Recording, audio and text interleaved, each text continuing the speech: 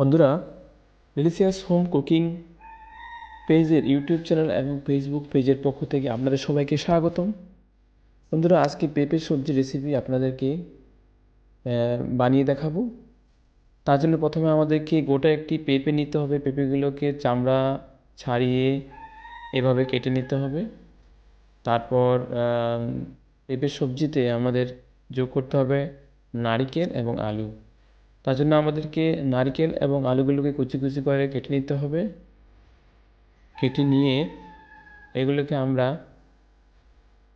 ধুয়ে নিয়ে দিয়ে রেখে দেব। তারপর আমরা আমাদের যে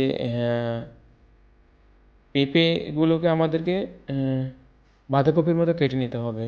দেখতে অনেকটা বাঁধাকপি হলে বন্ধুরা, এটা কিন্তু বাঁধাকপি নয়, কাঁচা পেঁপে। তারপর এগুলো আমরা কেটে কেটে রেখে দিয়ে কেটে হালকা ধুয়ে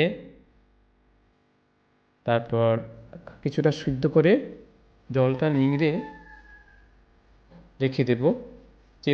জলটাকে চেপে নিংড়ে রেখে দিতে হবে, যাতে করে ওই সিদ্ধ করা পেঁপেগুলোতে জল না থাকে। তারপর আমরা বন্ধুরা, আপনারা যেখান থেকে আমাদের এই চ্যানেলটি দেখছেন, আপনাদের সবাইকে অনুরোধ করব, আপনাদের যদি একটু ভালো লেগে থাকে, যদি একটু উপকার হয়, তাহলে আমাদের চ্যানেলটি সাবস্ক্রাইব করবেন এবং আপনার বন্ধুদের সাথে শেয়ার করবেন।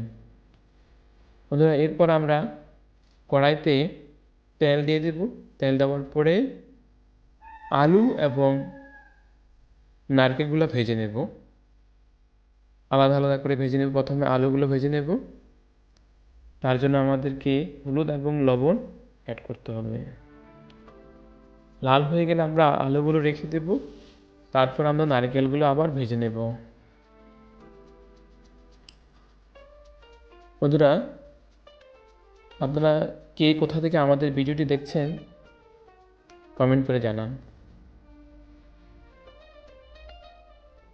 এভাবে আমরা নারকেলগুলোকে ভেজে রেখে দেব। তারপর সেই তেলে শুকনো মরিচ দেব, এলাচি, পাঁচফোড়ন এবং তেজপাতা দিয়ে হালকা ফ্রাই করে নেব। তারপর সে নিংড়ানো পেঁপের কুচিগুলো দিয়ে দেব। তারপর পরিমাণ মতো হলুদ, লবণ, মরিচের গুঁড়ো দিয়ে দেব।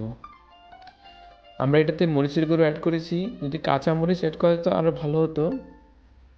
কাঁচা মরিচের তরকারি খাওয়া ভালো, সেজন্য স্বাস্থ্যের জন্য ভালো।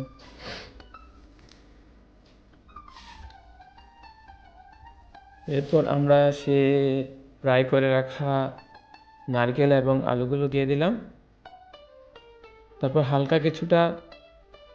অল্প কিছু পরিমাণে জল দিয়ে নেড়ে ঢেকে দেব, কারণ জলটা আমাদেরকে শুকিয়ে নিতে হবে।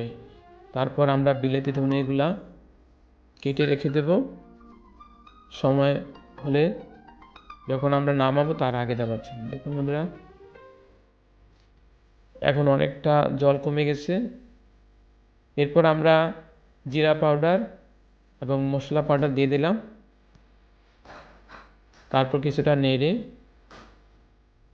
এরপর আমাদেরকে কেটে রাখা বিলেতি ধনে পাতার কুচিগুলো দিতে হবে।